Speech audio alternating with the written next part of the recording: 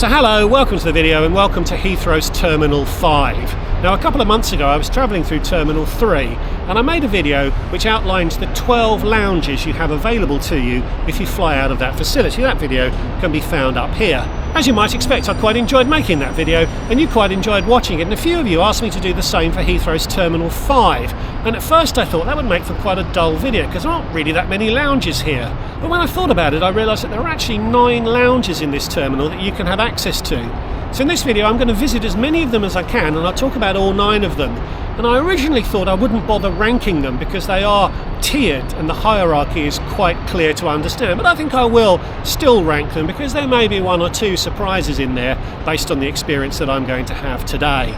So if that sounds good, stick around! Hi, I'm Matt and this is Matt's Planet. I aim to entertain, educate and inspire with my travel adventures from planning to execution. I'll show you how you can travel in style for a lot less than you'd think. So subscribe so you can come with me. So right off the bat, I have to acknowledge a slight inconsistency in how I'm defining a lounge. 2 of Heathrow Terminal 5's lounges are arrivals lounges located landside.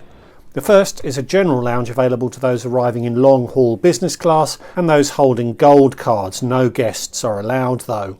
It's open until 2 PM and I think it's an excellent space. I passed through a few months back and it was spacious and had a good breakfast offering, indeed a much better breakfast offering than you would have been offered on the plane.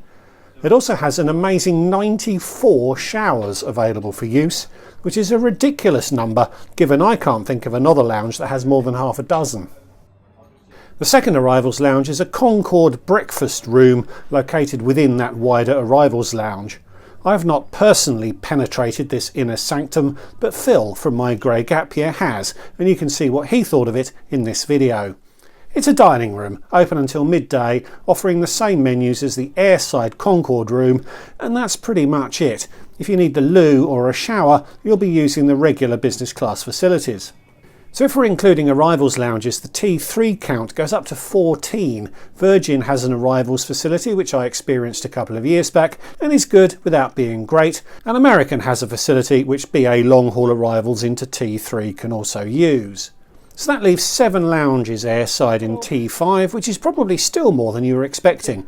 So let's go through the first wing. This is newly equipped with the newfangled scanners which allow you to keep liquids in your bags. Heathrow really doesn't want them filmed, so I didn't even try, but it was as efficient as you'd expect it to be. Through this slightly eerie corridor and straight into airside lounge number 1, the BA first class lounge. This is oddly named, as anyone actually travelling in first class would pass straight through this space and would go to the Concorde Room. So this is really the BA Gold Card Holder Lounge, as they are the only group that would actually use this facility. It also gives you an idea as to how many gold card holders there are. I always take a moment to say hello to the horse. The lounge is sizable, broadly a rectangular shape with 2 wings branching off to the left. If you're parched by the check-in experience, there's a self-service bar immediately to the left on entry. I'll share what's available a little later. The first left branch leads to 1 block of toilets, a coffee area, and at the end a seating area and a quiet space.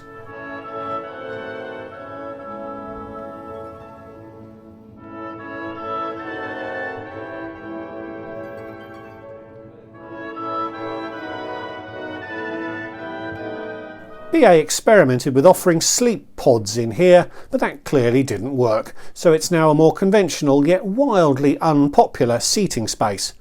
This was early afternoon and the whole lounge was fairly quiet. It can get much busier, and at times it can be a struggle to get a seat. Back to the central area, and the main entrance is to the left here, another couple of horses to welcome you. The second left branch takes you to the buffet area. You'll find more coffee stations and a water dispenser, no plastic bottles here, so bring your own water bottle which you can fill for the flight. You'll also find salads, cheeses and desserts to the right and a relatively small hot buffet table at the end. Again, it was very easy to get a seat at this time of day, but it can be a lot trickier at busier times. A closer look at the hot food. Bulk curries, pasta and chilli, which may not look wildly appealing but are usually of a decent quality. Mini pies too. Salad, it's not just for rabbits. And even more salads, not perhaps my specialist subject, but I'd say that's a decent spread. Cheeses, plus a rather nanny-ish reminder to only consume 2,000 calories a day. Not going to happen, I'm afraid, particularly as BA's cakes are really quite nice.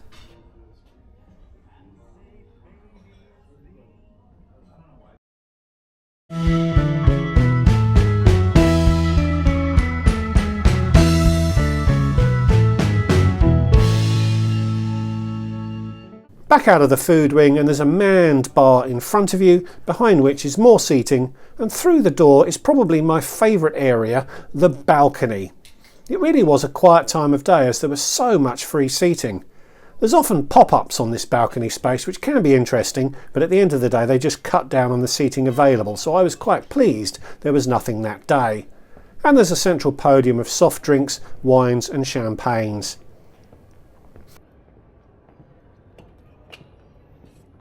I call it the balcony, even though I'm not really sure it is one. It feels open and airy though. I poured a champagne and hoped the rodent traps had worked, as I gather it's not unusual to spot the occasional furry friend in the lounges, which really isn't a good look. Back to the first self-serve bar you pass on entering through the F-wing, and the spirits range is respectable, although there's only a few premium brands on offer. I believe Johnny Walker Blue Label does occasionally make an appearance, but it didn't today. One criticism of the lounge is that no one makes cocktails for you. There's a handful of pre-mixed options and a handful of bits and bobs you can use to embellish a mixed drink, but if you want a cocktail, it had better be a simple one, and you'd better know the ingredients, and you'd better be able to make it yourself. Below this are fridges, only 2 beer options, which is quite poor, and the usual array of soft drinks. Separated from this is another wine and champagne podium featuring Palmer & Co. champagne and various wines. A peculiarity of the lounge is that each seating space has a QR code which accesses an online menu. This was introduced during the you-know-what as a way of ordering food and was widely praised, so as soon as things returned to normal, BA removed all of the food options. Heaven forbid they do something that's popular and which actually works. Drinks options are still available, provisioned from that manned bar I mentioned. Quite a few menu options, but perhaps the most useful is the ability to book a shower. This online system would be a great benefit if plated food options or cocktails were available, but they're not, which feels like an opportunity missed. The lounge is at the southern end of the terminal and has some apron views. It's called the first class lounge, but it's not a first class lounge, and it's best not to think of it as one. True first class passengers will head elsewhere, and everyone actually using this lounge qualifies for entry through holding high status. Calling it the Gold Lounge rather than the First Lounge would better set expectations, and it would better describe the experience you're going to have. Onwards, ever onwards, and upstairs from this lounge is the South Galleries Lounge, which is a lounge accessible to silver card holders and those travelling in business class. It's a large space, the size of the First Lounge and the Concorde Rooms combined. When I explored the lounges in T3, I was quite surprised to find how similar the drinks range was between the business and first lounges there, so I was less surprised to find that the drinks range was again virtually identical between the first and business lounges in T5.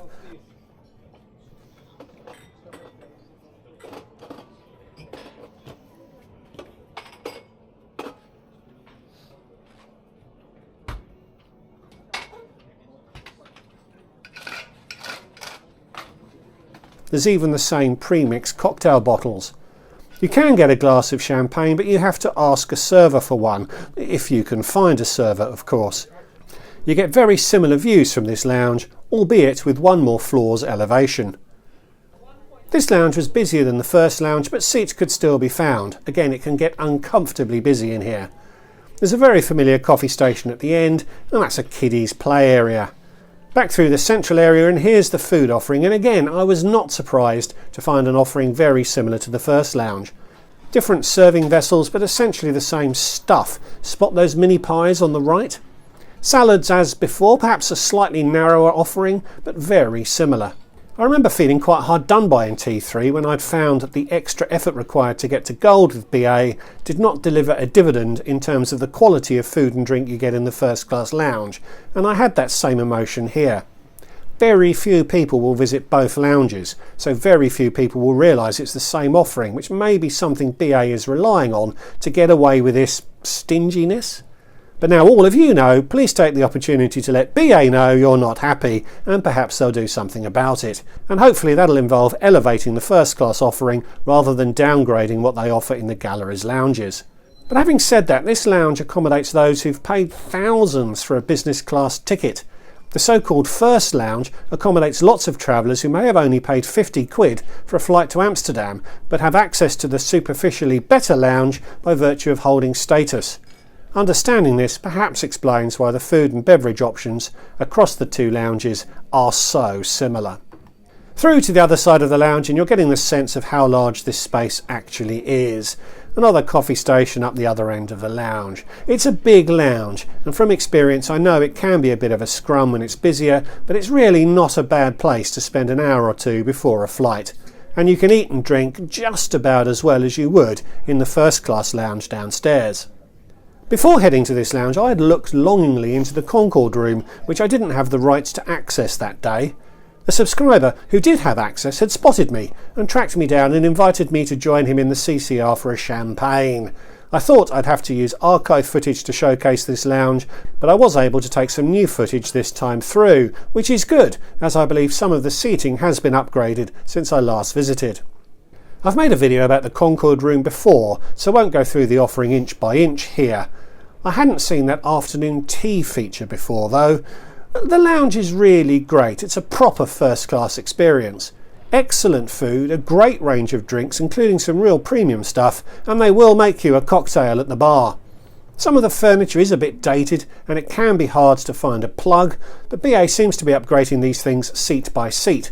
When they complete that, it'll be an oasis of relative luxury. Not the best lounge in the world, but the best lounge in Heathrow, and it won't surprise you when the Concorde Room shoots straight to number 1 on my Terminal 5 rankings. Having been guested in, I could have stayed in the Concorde Room until my flight, but I was committed to making this video, so I voluntarily left this haven to experience other, lesser lounges. Madness, I tell you. Anywho, I'd been promised that my plane would leave from an A gate, so I took the train over to the B gates to visit the next lounge. This is probably the least well known of all of the lounges, and it's a galleries lounge, so it's accessible to business class travellers and silver card holders. And as I proved here, you can access it even if your plane is not confirmed as leaving from the B or C gates. To the left past the desks is the recently renovated Whispering Angel bar area. I am clearly not in Whispering Angel's target market, as I'd never heard of them before this collaboration, but the brand apparently is a big deal in the rosé world. It's owned by Louis Vuitton Moet Hennessy, in case you're taking notes, and if this is your thing, have a great time. The rest of the lounge is very reminiscent of the other galleries lounges and was actually quite busy, probably the busiest I've ever seen it. It has the same drinks offering, champagne available on request, but I thought the food offering was different and better. The now familiar hot options, but it felt that there were more snacky, nibbly options, some quite interesting and tasty things too. It may be that we'd pivoted into a late afternoon offering, as afternoon tea was also now available, but I have read publicity that this lounge now has a live cooking station. I don't know if it'll retain this differentiator as the other lounges are refurbished. A refurb of all of BA's Heathrow lounges has been announced. And through to the other end of the lounge, and it was a little quieter here. Another coffee station, and I noticed there were showers here, as there are in all of the lounges, a useful thing to file away if it's busy in the A lounges. The galleries lounge at the B gates is well worth knowing about and is a pleasant space even if you aren't departing from there. Hopefully, featuring it in this video won't spoil that. My gate has still not been announced, but I needed to get back to the A gates to visit the rest of the lounges. The intra-terminal train I'd taken to get to the B gates is a one-way system which will continue to the C gates, but Heathrow doesn't commingle arriving and departing passengers. But when the train returns from the C to the A gate, it's effectively segregated from passengers flying out of the airport, and it delivers arriving passengers to the border. This is a handy way of getting out of T5 if your plans change, as I shared in this video, but it means there's no way of getting from the B to the A gates on that train. The way around this is to take the lift down to level -4, where you'll find a walkway that will take you back to the A terminal or further along to the C gates. Some people routinely move between the T5 satellites in this way to get their steps up on travel days. I've even heard a story of someone who changed into their running gear and cranked out a quick 5k down there. It's a non-trivial distance, so it's not an option for everyone, but it is worth knowing about, and it does open up the B gate lounge to those departing from an A gate. Just leave enough time to get back. It took me about 5 minutes, and contrary to appearances, I still walk at an above average pace.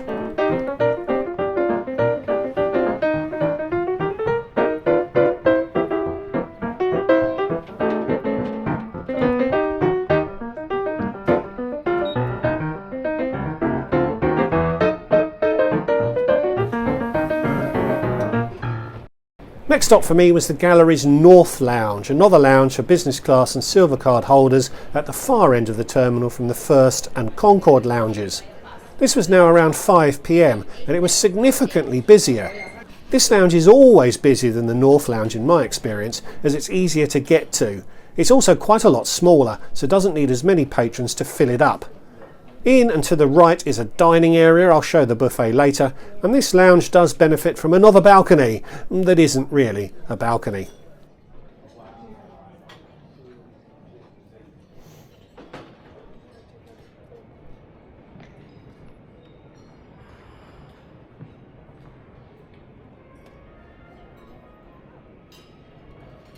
The lounge is broadly L-shaped, and down the arm of the lounge are essentially the same facilities as you'll find in the South Gallery's lounge. Washrooms, a couple of bar areas, some showers. Just as a flight can be made or broken by the attitude of the crew, a lounge is made or broken by how busy it was, and this was just not a pleasant visit. Indeed, I can't really remember when I have had a pleasant visit there.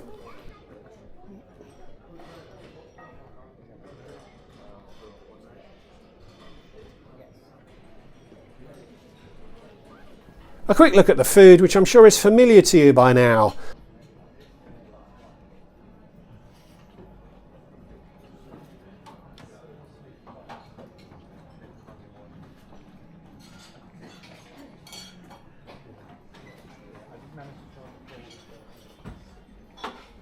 I don't remember seeing nachos in the other lounges, although there were some of the nibbly bites I'd found at the Gallery B lounge, and an afternoon tea was available too.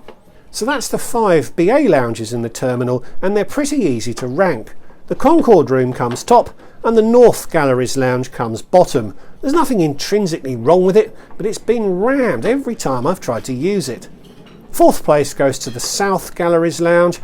It's a good lounge, but it's just not as good as the others. The jeopardy to this ranking hinges on whether the B Gallery's lounge pip the first lounge. The food and beverage are very similar, so it's hard to split them on those criteria, and the Gallery's B lounge can be quieter, but overall I have to still give it to the F lounge. Free pour champagne, the slightly better F&B offering, and the convenience of it being right there at the end of that entryway through the first wing gives it second place for me. If I were to spread out the lounges to show their relative quality, the Concorde Room is the clear winner.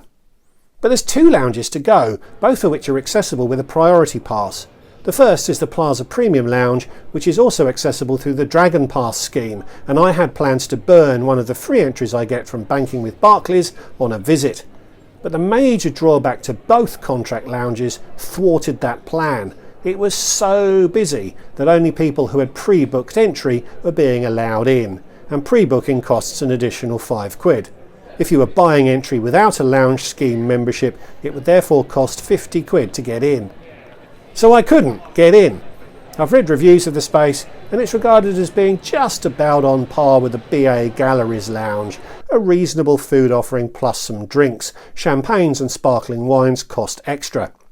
But it's almost always busy, and it's pretty expensive if you don't have a pass. Indeed, you may still have to pay to get in even if you do have a pass, as they have this extra fee to guarantee entry. And up the other end of the terminal is the Aspire Lounge, the 7th airside lounge in the terminal. I had no way of getting in here, and from reviews I would expect its offering to be a notch below the Plaza Premium experience. So that's the 9 lounges available to you if you're visiting Heathrow's Terminal 5. I'll rank the Plaza Premium just below the North Galleries Lounge and the Aspire below that.